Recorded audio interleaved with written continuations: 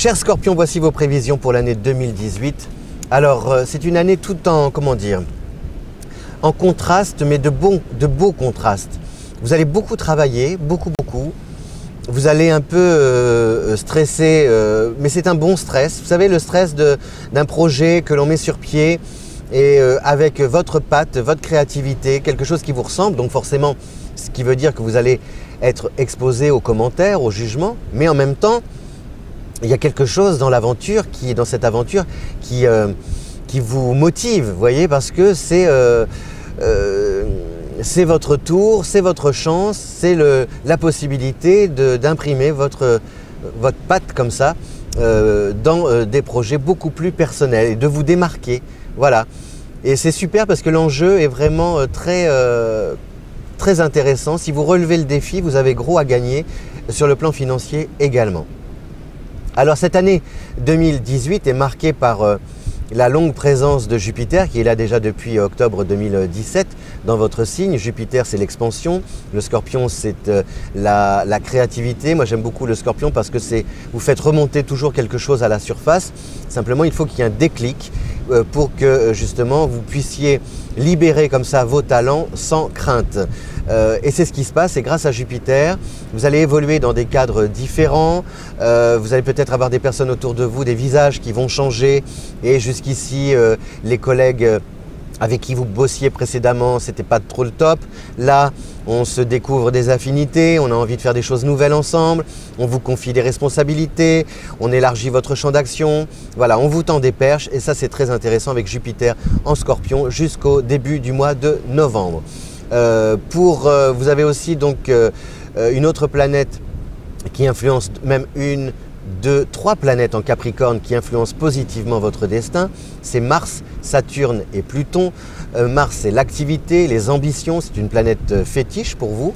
Donc Mars va traverser le Capricorne du 18 mars au 16 mai et du 14 août au 10 septembre, 18 mars, 16 mai, 14 août, 10 septembre. C'est là justement où vous allez peut-être cumuler plusieurs activités, devoir vous répartir, essayer de tenter de bien gérer de bien vous organiser pour pouvoir mener à bien toutes les tâches qui vous seront confiées. Mais a priori, ça va super bien fonctionner. Et pour que ça fonctionne bien, justement, Saturne vous permet d'appréhender le temps. Saturne, c'est une planète qui régit le temps en Capricorne, de bien planifier pour ne pas agir dans l'urgence. Et Pluton s'appuie aussi sur vos expériences passées. Ce n'est pas la peine de faire du neuf avec rien. Au contraire, ouvrez les tiroirs, replongez dans tout ce que vous avez fait jusqu'ici et vous allez justement pouvoir, à travers ces expériences passées, pouvoir avancer justement et innover. Et puis troisième chose, grâce à Uranus, entre Mars en Capricorne, Saturne en Capricorne, Pluton en Capricorne et Neptune aussi en Poisson, vous allez aussi apprendre à déléguer. C'est-à-dire que comme il va y avoir quand même une sorte de pression, mais une bonne pression sur vos épaules, et je vous ai dit pour vous organiser à appréhender le temps, tout seul, vous n'y arriverez pas.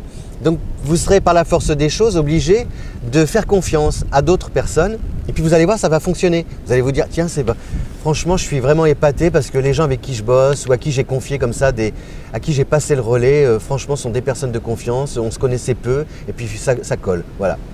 Donc ça, c'est très bénéfique. Attention à mimer l'arrivée d'Uranus en Taureau vous oblige un petit peu à négocier et à ne pas, si vous voulez, vous embarquer. Comme ça va bien fonctionner, vous allez vouloir, et que vous êtes un signe plutôt excessif, vous allez vouloir un peu aller à l'extrême, chercher l'absolu.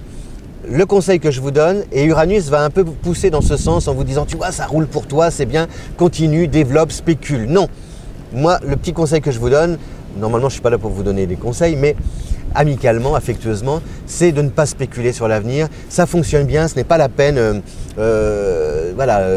un œuf est ovale, c'est pas la peine de chercher à en faire un carré. Enfin bon, l'image est stupide, mais voilà, en gros c'est ça. Puisque ça roule, c'est pas inutile parce que sinon vous allez comme Icare, vous allez décoller et puis vous rapprocher du soleil et vous brûler les ailes. Donc méfiez-vous d'Uranus, Méfiez-vous des fausses promesses.